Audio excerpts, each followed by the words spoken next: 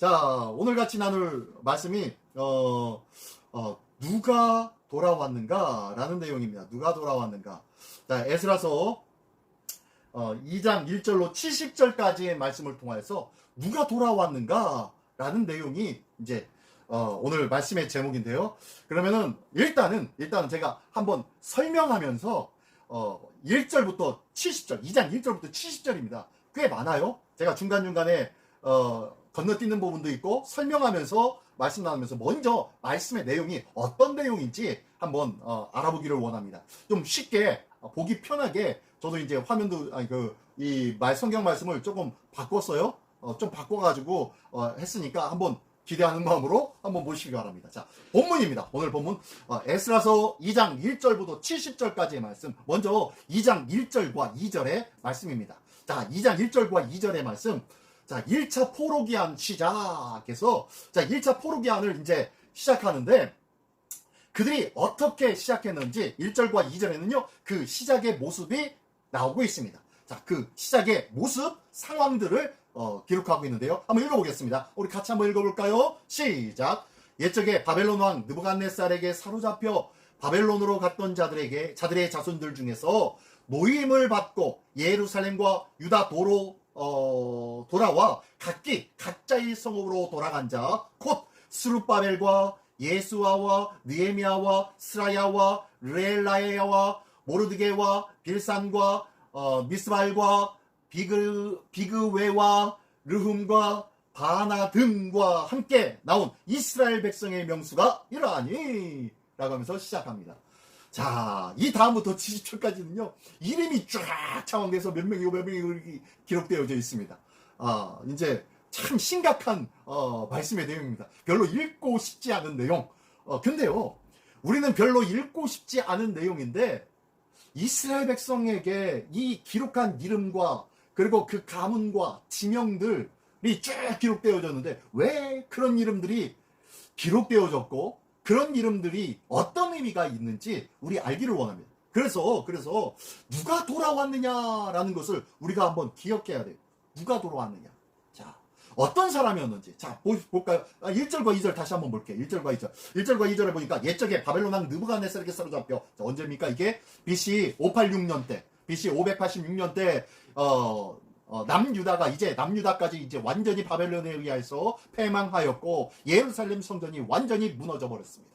그리고 그들이 다 포로로 잡혀가게 되어졌는데, 자, 그때에 이 바벨론 왕 느부갓네살이 이런 일들이 BC 586년에 이런 일들을 일으켰는데, 이 사람들 중에서, 자, 포로로 끌려갔던 사람들 중에서, 자손들 중에서라고 하면서 말씀하고 있네요.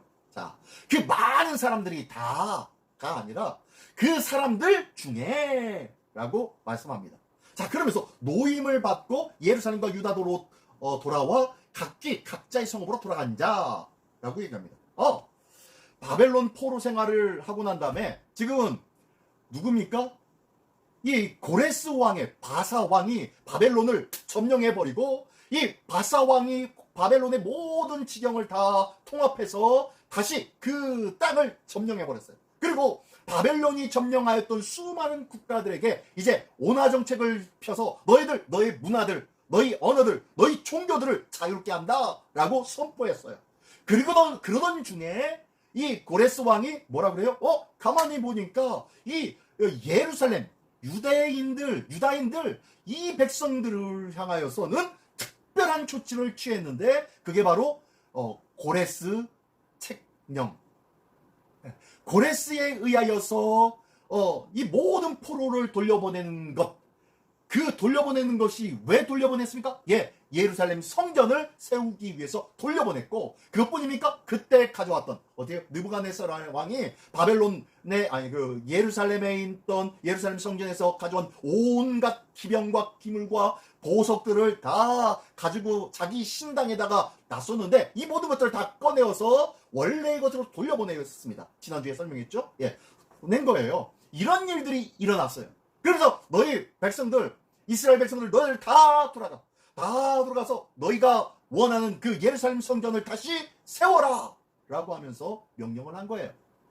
그랬는데 이 소리를 듣고 모든 예루살렘의 사람들, 유다인들이 기뻐하며 즐거워하며 다 예루살렘으로 갔느냐? 그렇지 아니했다는 거예요. 70년 동안 포로 생활을 하였어요. 자기 고향 땅도 잃어버렸어요. 70년이면요 어쩌면요 자기 나라 원래의 언어도 히브리어도 다 잃어버렸을지도 모릅니다. 어쩌면요 종교성도 민족성도 다 상실해버렸을지도 모릅니다. 자기의 조상이 누구인지, 자기의 족보가 어떻게 되어졌는지 이런 것들도 희미하게 잘 모르는 사람들도 많이 있었을 거예요. 이게 10년, 20년이 아니라 70년이라니까요.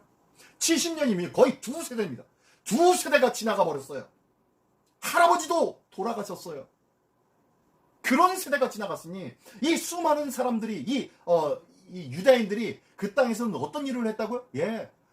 뭐 농사 짓는 자들도 있었고, 그리고 나름대로 장사하는 자들, 그리고 금융업을 하는 자들이 많이 있다고 했죠. 상업을 하는 자들, 금융업을 돈 빌려주고 이 이자놀이를 하는 사람들이 많이 있었던 게 바로 이 누구예요? 유대인들이었어요.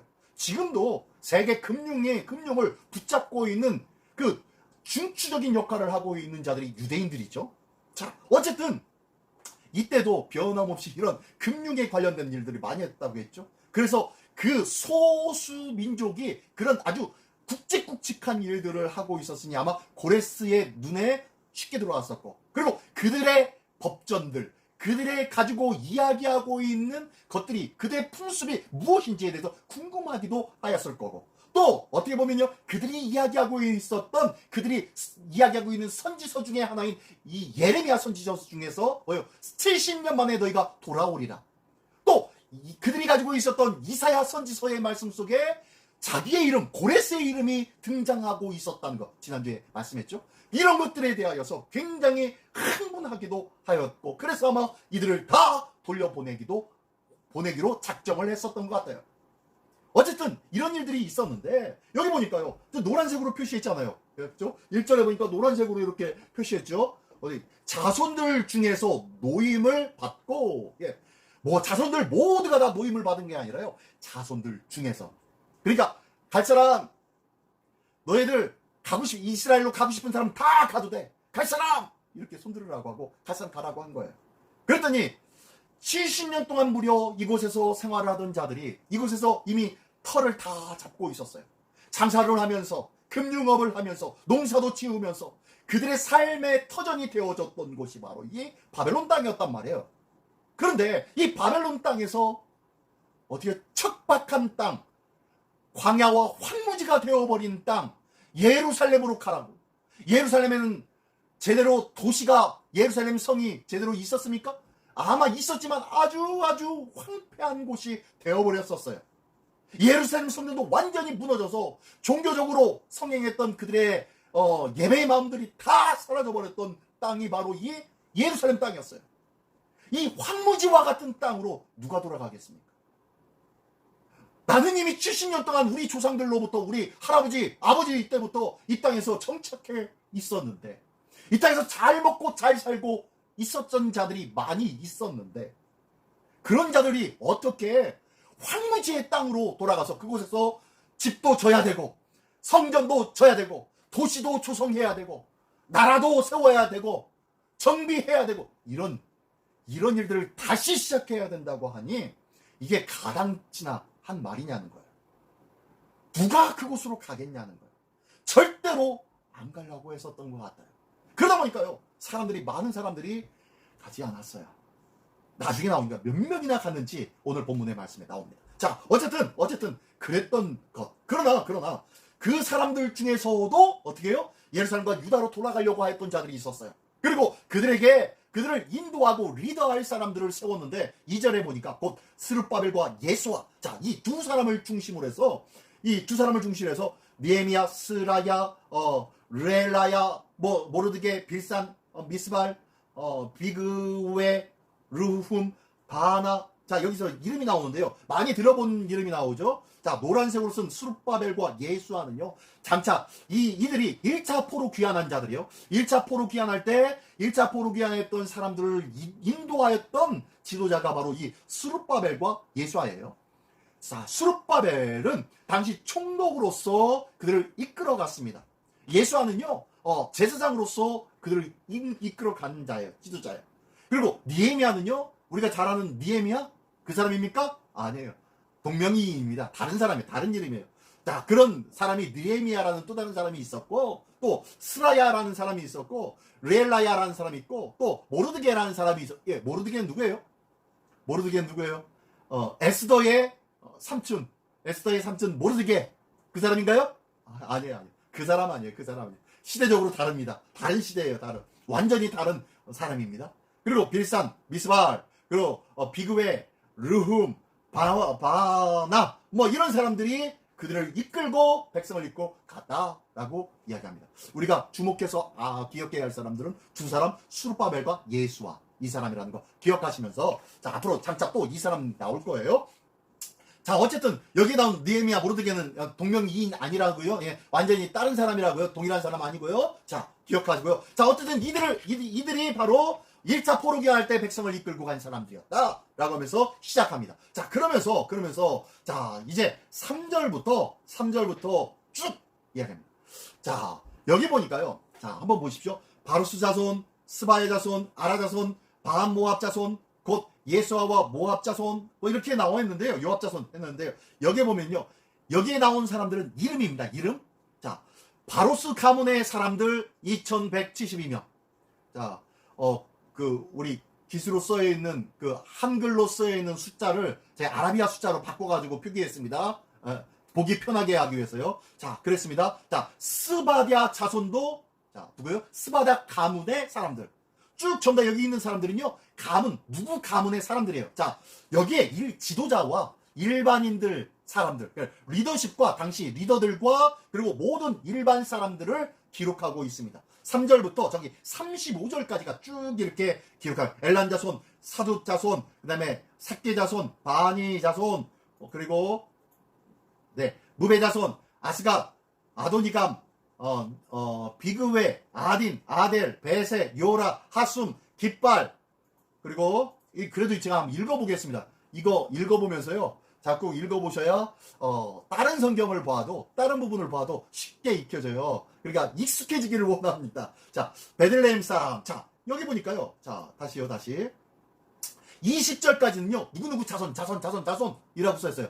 이거는 누구 가문의 사람들입니다. 가문의 사람. 근데요, 여기 보니까 또 이제 21절에 보니까요, 어디 사람이라면서 나왔습니다. 어디 사람이라는 뭐예요? 예, 지명이 나와요. 이제부터 21절부터는 지명입니다. 베들레헴 사람이 123명.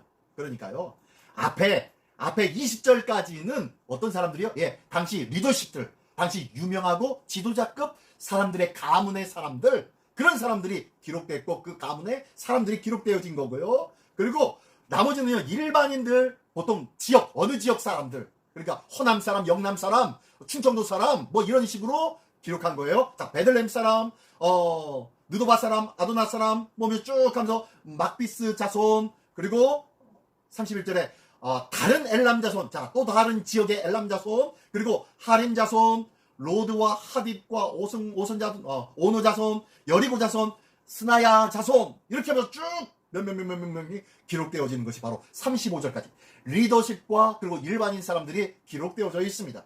자, 그리고 36절부터는요, 제사장들과 레위인들이 기록되어졌어요. 자, 앞에서 3절부터 35절까지는 유명 리더들과 그리고 일반인들, 자, 보통 사람들이 기록되어졌어요. 일반 거민들, 이스라엘 사람들. 그리고 이제 제사장과 레위인들, 이제 이 사람들은 특별한 하나님의 종교적인 사역을 감당해야 할 사람들, 하나님과의 관계를 감당해야 할 사람들, 이제 특별한 사람들이 기록되어집니다. 자, 36절도 보니까요, 제사장들은 예수아의 집 여다야 자손의 973명이요.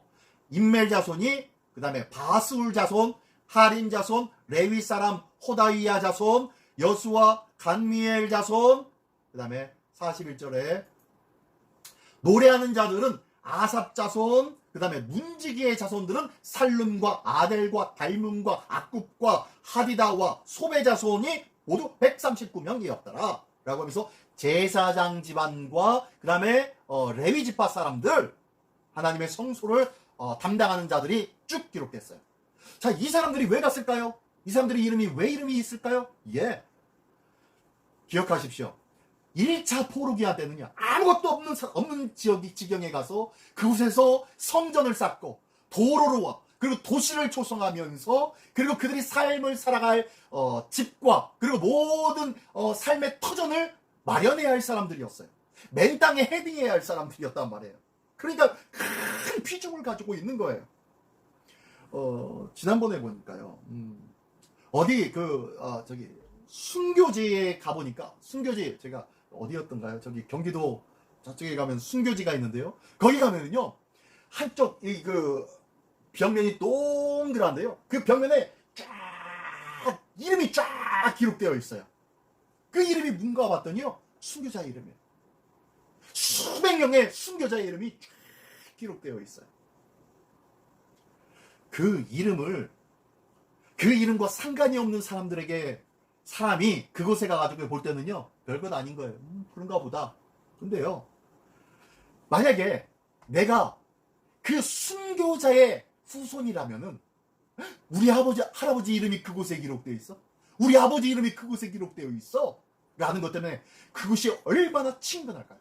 그리고 그곳에 가가지고요, 그 사람의 모든 사람들의 이름을 다 읽어볼 거예요. 왜요?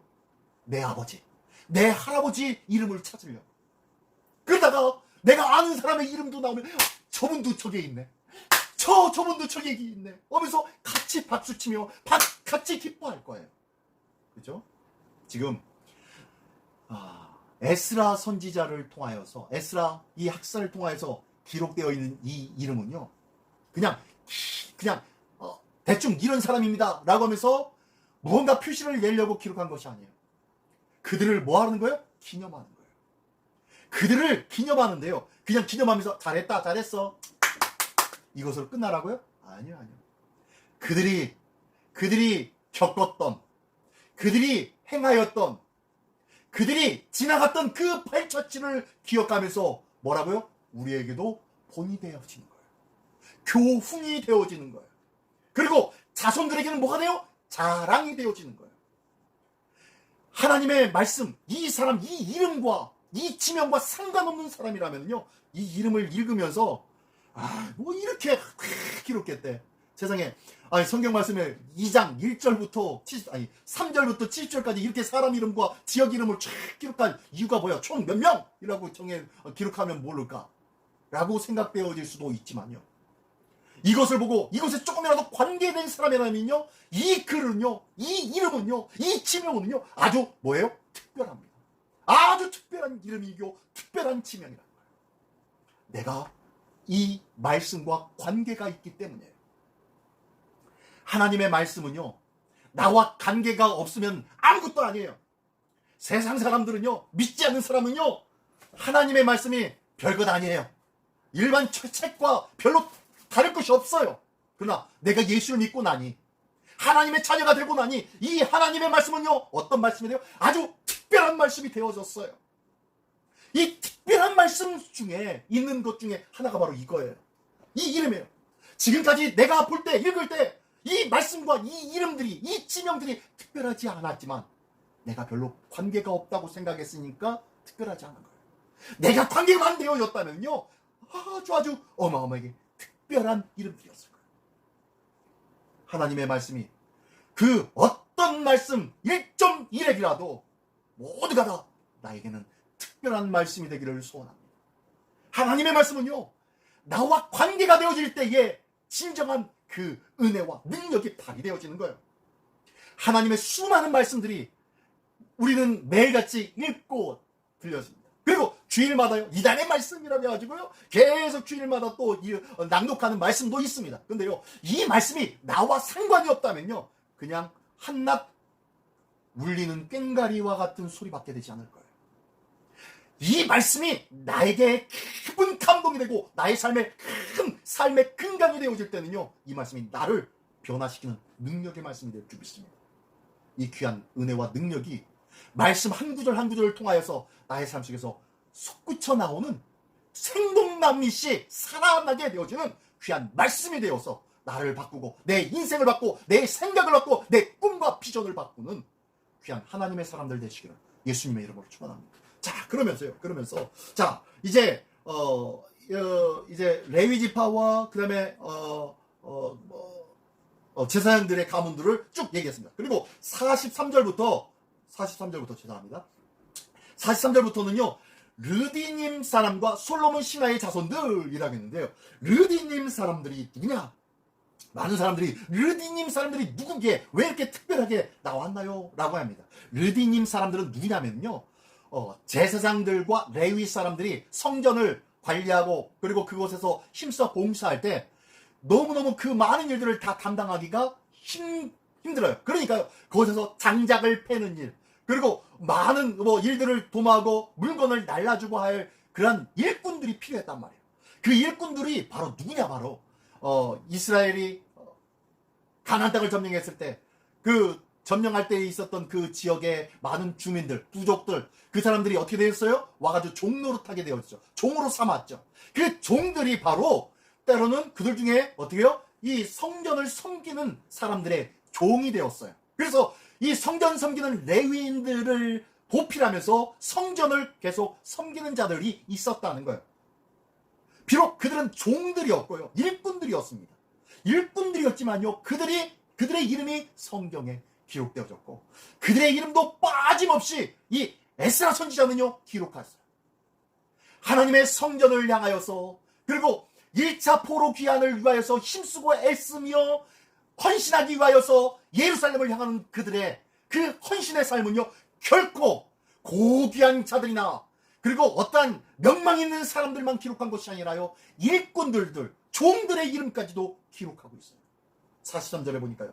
르디님 사람은 시아 자손과 하수바 자손과 갑다옷 자손과 게로스, 시아, 바돈, 르바나, 하가바, 악굽, 하갑, 사물레, 하난, 깃델, 가할, 르아야, 르신, 느구다, 갓삼, 우사, 바세야, 베세, 아스나, 무님, 분우심, 박북, 하그바, 할훌, 바슬룻, 무히다, 하르사, 바르고스, 하스라, 데마, 르시아, 하디바, 그리고 여기까지가 르디님 사람들이었고요. 그 다음에 솔로몬의 신하 자손들은요. 소대, 하소베렛, 그 다음에 브루다, 아얄라, 야알라, 다르곤, 깃델, 스바디아, 하딜, 보게렛 하이에 하스바임,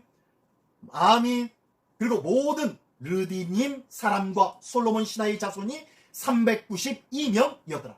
자, 이 사람들과 이 자녀들 그렇게 많지 않아요. 이렇게 많은 사람들의 이름을 명명하면서 불렀는데요. 종들이에요. 종들. 일꾼들이었습니다. 별로 중책을 맡은 사람 같지 않았어요. 그러나 하나님 앞에서는 아주 큰 중책을 맡은 사람들이었어요. 이 종들 다음에 나온 사람들이 누구예요? 예, 솔로몬 신하의 자손들이라니까요. 솔로몬의 신하들, 그들의 자손들이 기록되어졌어요. 명망 있는 신하들의 가문들을 앞에 종들이 기록되어졌다는 거예요. 하나님의 성전을 섬기는 자들이 이렇게 고귀한 거예요.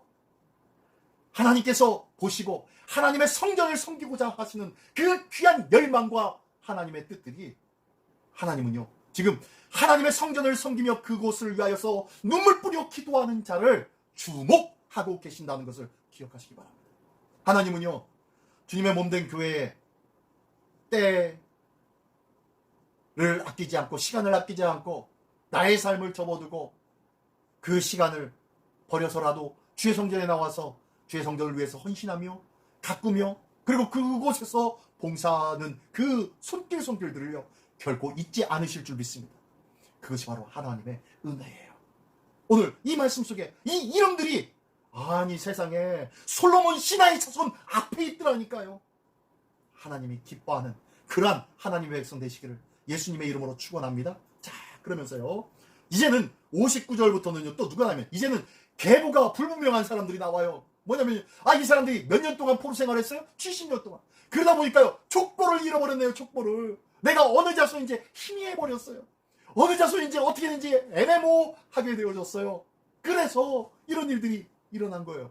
내가 무슨 자손인지 몰라요. 분명히 아버지는 어딘 줄 알았는데 할아버지는 또 어느 지파라고 얘기하는 것 같고요. 어느 가문인지 저희가 잊었습니다. 라고 하는 사람들이 있단 말이에요.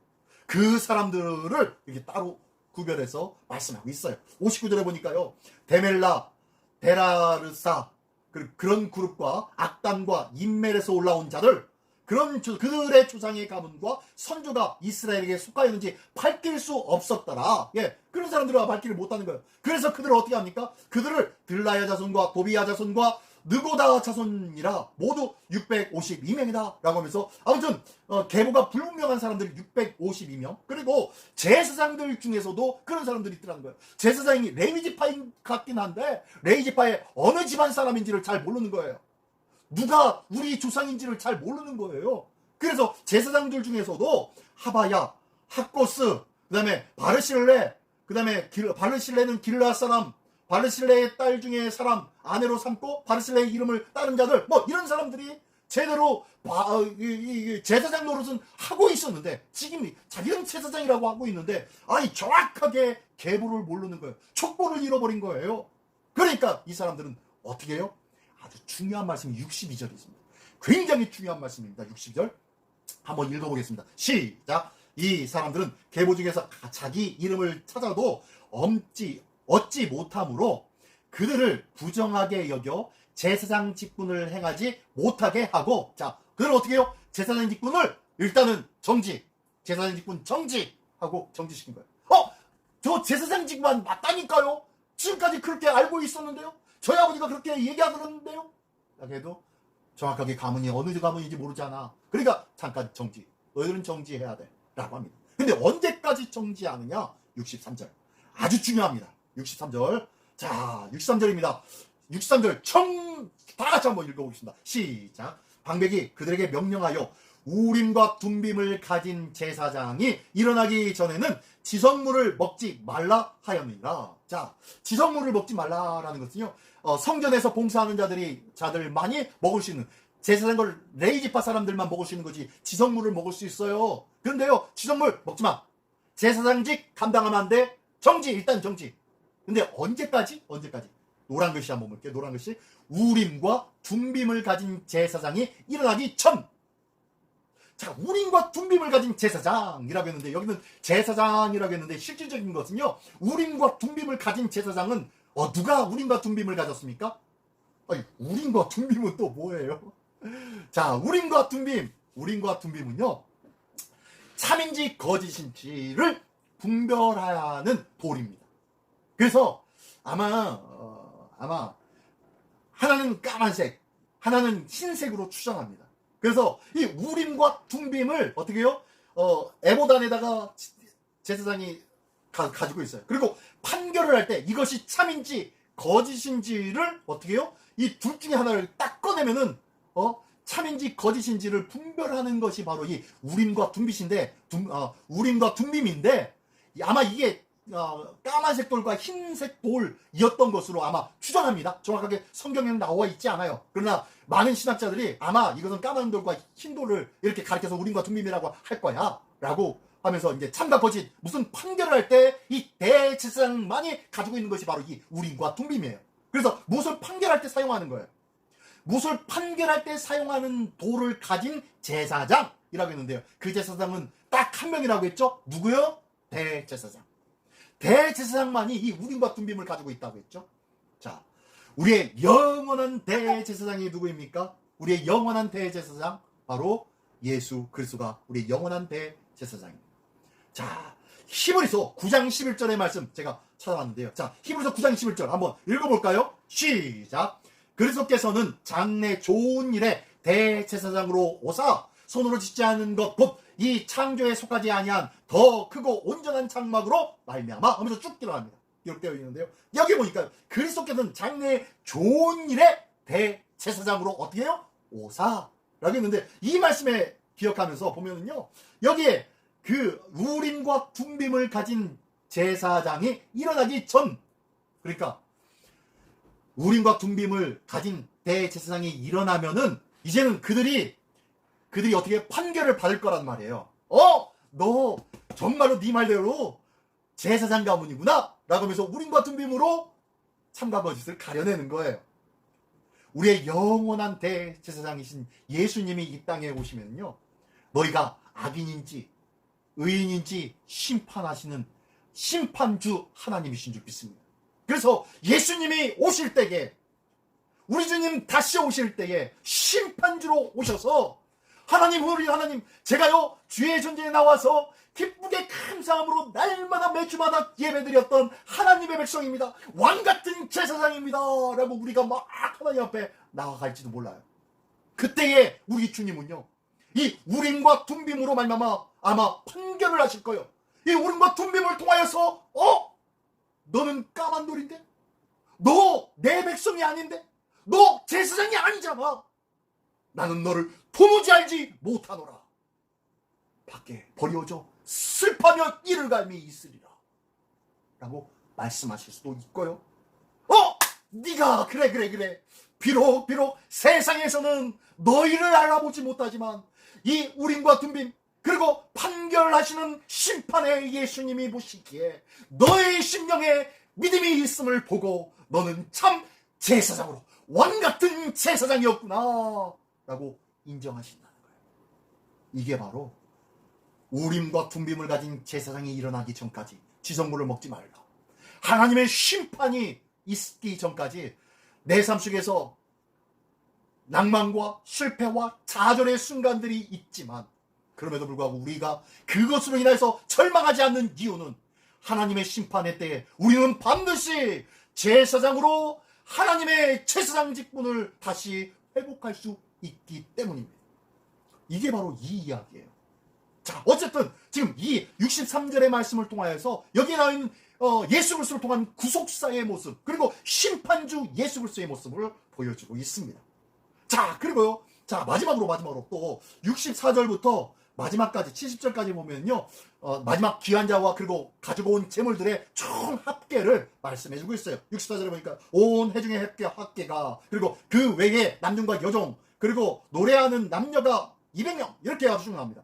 자, 온 회중이 어떻게 해요? 4236명, 죄송합니다. 42,360명, 남종과 여종이 7,337명, 그리고 노래하는 자, 누구예요? 찬양하는 자들이죠. 찬양하는 자들이 200명. 도합해 보니까요, 빨간 글씨로 계산해 놨습니다. 총 49,897명. 몇 명 모자란 거예요? 네, 103명 모자란 5만 명입니다. 5만 명. 거의 5만 명이라는 숫자가 1차 포로기한 때 온 거예요. 수많은 수십만 명의 포로로 잡혀간 자들이 있었지만, 그들 중에 하나님의 땅, 하나님의 회복의 꿈을 가지고 성전을 짓고자 돌아온 자가 몇 명뿐이었어요? 겨우 5만 명뿐이었다는 거예요. 그러니 이 사람들이 값지고 얼마나 존귀한 자가 아닐 수가 없겠지요. 자, 그러면서 뭐 또 66절부터 보니까 말이, 그 다음에 노새가, 낙타가, 나귀가 하면서 이렇게 쭉 하면서 짐승들도 이렇게 가져왔다는 거예요. 그리고 68절에 보니까 어떤 족장들이 예루살렘에 있는 여호와의 성전터에 이르러 하나님의 전을 그곳에 다시 건축하려고 예물을 기쁘게 드렸대요. 예, 어떤 족장들은 어떻게 해요? 사회적 지위가 있고, 그리고 어떻게 해요? 재력이 있는 자들은요, 그들이 하나님을 향하여서 성전을 위하여서 재물을 헌신했대요. 그렇게 드렸고요. 어떻게, 얼마나 드렸는지 한번 볼까요? 얼마나 드렸는지. 자, 69절 70절입니다. 힘 잘하는 대로 공수하는 금고에 드리니, 예, 그들이 힘이 되는 대로 그들이 모든 힘을 다하셔서 하나님 앞에 드릴 수 있을 만큼 다 드렸다는 거예요. 금고에 드리니 금이 6만 척 다리라고 했는데요, 1다릭이 8.4g이에요. 그리고 6만 1000다릭 하니까요, 금이 512kg, 512.4kg예요. 512.4kg. 이거 제가 한번 계산해 보니까요, 약 900억인가? 500억인가요? 500억 정도가 되는 거예요. 500억. 450억. 네. 450억 정도. 금 바친 것이요, 현 시가로 제가 어제 계산한 시가로 보니까 약 540억 정도 되더라고요. 540억 원어치의 금을 하나님 앞에 드린 거예요.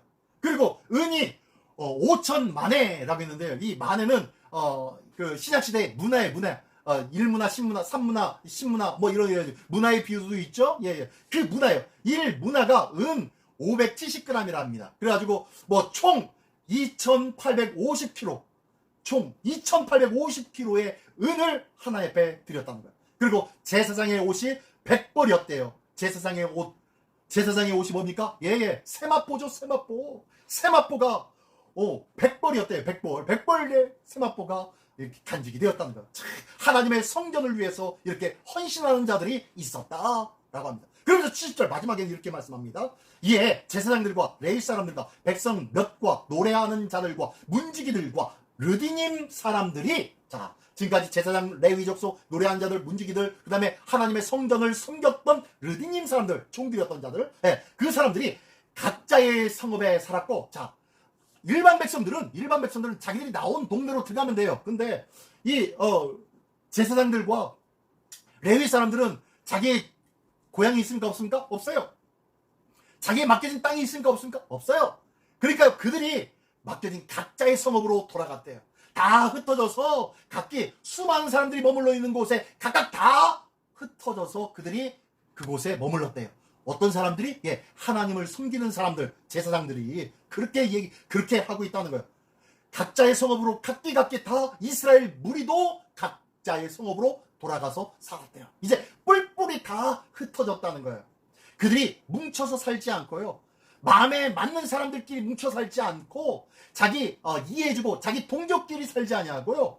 그들이 원래 있었던 고향으로 돌아갔다는 거예요. 그게 무슨 소리입니까? 예, 내가 마땅히 배정받았던 땅, 고향이었던 그 땅, 원래의 지파가 담당하고 살아야 할 그 땅으로 돌아갔다는 거예요.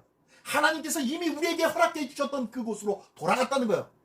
다시 한번 우리에게 적용시킨다면 뭐예요? 예, 하나님의 은혜의 회복은 언제 일어나냐면요, 나에게 허락하신 땅, 나에게 맡겨주신 직분, 나에게 허락하신 하나님의 은혜를 다시 찾고 그 사명을 감당하는 자리로 서게 될 때에 바로 하나님의 부흥과 하나님의 회복의 역사가 시작되는 거라는 거예요.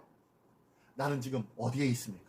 하나님께서 내게 주신 은혜의 초소에 서 있습니까? 아니면은 내 생각과 내 판단과, 그리고 내가 그냥 이대로 좋지 뭐 이렇게 살아왔던 사람인데 뭐 라고 하면서 내 뜻과 내 바람과 내 소망대로 살고 있습니까? 하나님이 나에게 주신 원래의 자리로 돌아가기를 원합니다. 나에게 주신 그 꿈과 나에게 주신 그 비전이 있잖아요. 그것을 새까맣게 잊어버리고 살진 않습니까?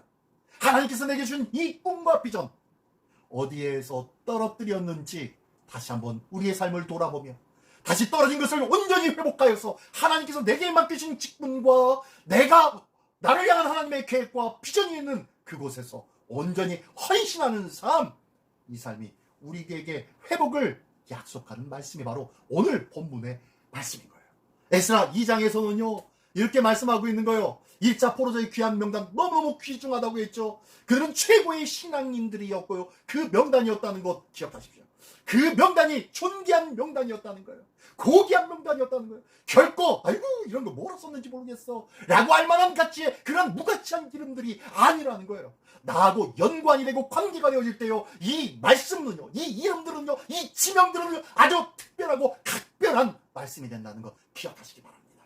그리고 그들이 포로 귀환을 했는데요, 그냥 포로 귀환한 것이 아니라 창세기 10장 1절에 보니까요, 하나님께서 아브람을 부르셨어요. 아브람을 부르셨는데 이 말씀 우리가 잘 알죠. 여호와께서 아브람에게 이르시되 너는 너의 고향과 친척과 아비 집을 떠나 내가 내게 보여줄 땅으로 가라 라고 하면서 하나님께서 아브람을 명령하셨어요. 어디에서? 갈대아 우르에 있었던 아브람에게 말씀하신 것이, 명령하신 것이 이 명령이라니까요. 갈대아 우르가 어디입니까? 바벨론 땅이죠. 바벨론 땅, 그죠? 티그리스 유프라데스 강이 흐르는 그 지역, 바벨론 지역이 바로 갈대아 우르 땅이었어요. 그 지역에서 하나님이 아브람을 끄집어내어서 하나님의 약속의 땅, 이 팔레스틴 지역, 즉 가나안 땅으로 이끌어 주셨던 것처럼 지금 이 바벨론 땅에서 포로 생활하고 있었던 이스라엘을 끌어서 다시 하나님께서 약속하셨던 이 팔레스타인 땅, 하나님의 약속의 땅, 가나안 땅, 이 적과 꿀이 흐르는 이 유다 땅, 예루살렘 땅으로 하나님께서 인도해 주셨던 것. 동일하게 지금 창세기 12장 1절의 말씀과 연결되어 있는 내용이에요. 그죠? 하나님의 구속사역은요, 분명히 바벨론과 같은 우리의 삶, 우리 인생과 우리 세상 삶이요 바벨론과 같은 세상이에요. 그러나 이 바벨론 같은 세상에서 우리를 뭐라 그래요? 끄집어서 내놓으신다니까요. 어느 땅으로? 예, 하나님께서 약속하신 땅으로. 이 땅이 어디예요? 예, 예루살렘 성전의 땅, 주님의 몸된 교회의 땅으로 하나님께서 끄집어서 내어주신다니까요. 그래서 이 교회를 가리켜서 에클레시아라고 하죠. 에클레시아라는 것이 뭐냐면요, 불러내다 라는 뜻이 바로 에클레시아예요. 우리 예수 믿는 사람들은요, 하나님으로부터 세상 속에 있던 자들이 부름을 받아서 모여진 새로운 모임을 갖게 된 그 곳이 바로 교회인 거예요. 하나님께서 바벨론 땅에 있었던 자들을 끄집어내서 예루살렘 땅, 약속의 땅에 다시 세워져서 그곳에서 새로운 부흥의 역사를 꿈꾸셨던 것처럼 오늘 우리도 그 땅에서 다시 불러주실 줄 믿습니다. 나의 인생 속에 바벨론 같은 세상의 삶이 있다면 기억하십시오. 반드시 하나님은 그 땅에서 나를 부르시고 있다는 거예요. 콜링하고 있다는 거예요. 내가 너에게 지시할 땅으로 가라 라고요. 오늘 이 귀한 말씀을 통하여서 하나님께서 말씀하신 그 땅으로 옮기시기를 바랍니다. 그 땅은요, 원래 내가 머물러야 할 땅인 줄 믿습니다. 마치 이 바벨론 포로 생활을 했던 자들이 포로 귀환을 생활을 하면서 하나님의 약속의 땅으로 옮겨졌던 것처럼 우리도 원래의 땅으로, 하나님의 명령하신 땅으로, 하나님께서 꿈을 주신 그곳으로 옮겨지는 놀라운 은혜의 삶을 살아가는 우리 모두가 되시기를 예수님의 이름으로 축원합니다. 기도하겠습니다. 전능하신 주님, 감사합니다. 저희가 무엇이간데 하나님께서 우리를 택하시고 불러주셨는지, 우리를 불러주신 그 부르심이 너무너무 고귀하고 너무너무 값지고 너무너무 소중함을 다시 한번 기억하게 하여 주시옵소서. 바벨론 포로 생활을 이제 끝마치고 하나님께서 약속의 땅으로 나로 불러주셨던 자들처럼 오늘도 우리를 하나님의 믿음의 자리로 불러주셨사오니 하나님, 이 믿음 변하지 않게 하시고 흔들리지 아니하게 하시고 이 믿음으로 늘 승승장구해 나가는 하나님의 백성 되게 하여 주시옵소서. 어떤 일에 서는지 결단코 흔들림 없이 하나님의 은혜와 말씀으로 든든히 세움받는 우리 모두가 되게 하여 주시옵소서. 오늘도 이 귀한 모습으로 다시 한번 세움받고 체험받는 우리 모두가 될 줄 믿사오며 예수 그리스도의 이름으로 기도드리옵나이다. 아멘.